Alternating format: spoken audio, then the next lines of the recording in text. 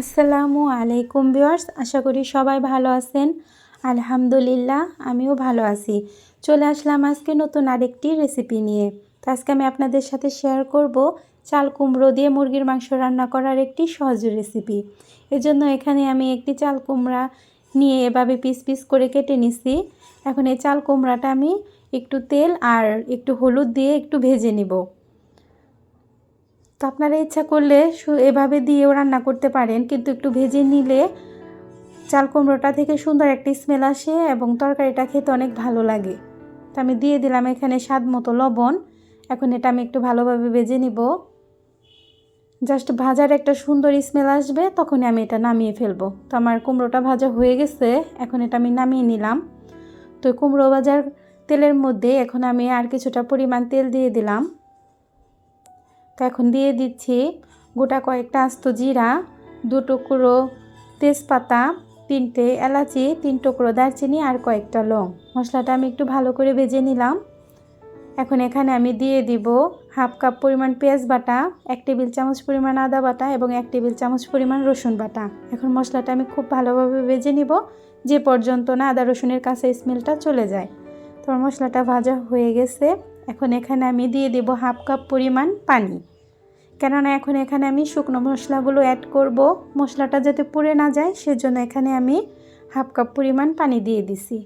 তো এখন দিয়ে দেব এখানে আমি 1 টেবিল চামচ পরিমাণ শুকনো মরিচের গুঁড়া, হাফ টেবিল চামচ পরিমাণ হলুদের গুঁড়া, হাফ টেবিল চামচ পরিমাণ ধনিয়ার গুঁড়া, 1 টেবিল চামচ পরিমাণ জিরা বাটা আর স্বাদ মতো লবণ। তো ঝাল আর লবণটা যার যার টেস্ট অনুযায়ী দিয়ে নেবেন।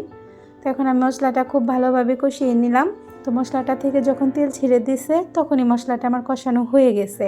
তো এখন এখানে আমি পরিষ্কার করে ধুয়ে রাখা মুরগির মাংসটা দিয়ে দিলাম। এখন এই মশলাটার সাথে মাংসটা আমি খুব ভালোভাবে একটু মিশিয়ে নিয়ে ঢাকা দিয়ে 7-8 মিনিটের জন্য কষিয়ে নেব। মাংসটা যত ভালোভাবে কষানো হয় তরকারিটার টেস্ট ততটাই ভালো হয়। তো 7-8 মিনিট কষানোর পর আমার মুরগির মাংসটা অনেকটা কষানো হয়ে গেছে। তো অবশ্য অফ ক্যামেরায় আমি আর একবার নেড়ে দিছি। তো এখন এখানে আমি ভেজে রাখা চাল কুমড়োগুলা দিয়ে দিব।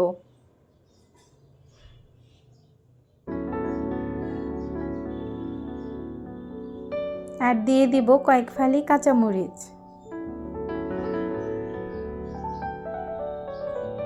তো এটা এখন আমি আরও 5 মিনিটের জন্য ভালোভাবে কষিয়ে নেব।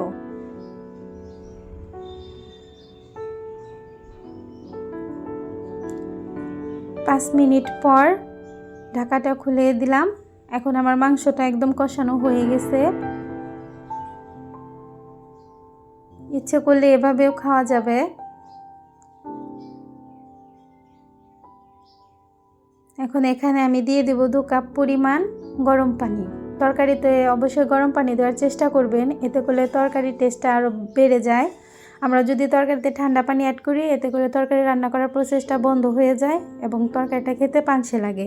তো এখন আমি ঢাকা দিয়ে আরও 5 মিনিটের জন্য রান্না করে নিলাম। তো 5 মিনিট পর দেখেন আমার তরকারিটা একদম হয়ে গেছে। এ পর্যায়ে আপনারা উপর থেকে একটু টালা জিরা কিংবা গরম মশলার ফাঁকিটাও দিতে পারেন। তো এখন এটা আমি নামিয়ে নিব। তো আশা করি আমার রেসিপিটা আপনাদের ভালো লেগেছে। ভালো লেগে থাকলে প্লিজ পাশে থাকবেন। আজ এ পর্যন্ত, সবাই সুস্থ থাকবেন, ভালো থাকবেন। আল্লাহ হাফেজ। আসসালামু আলাইকুম।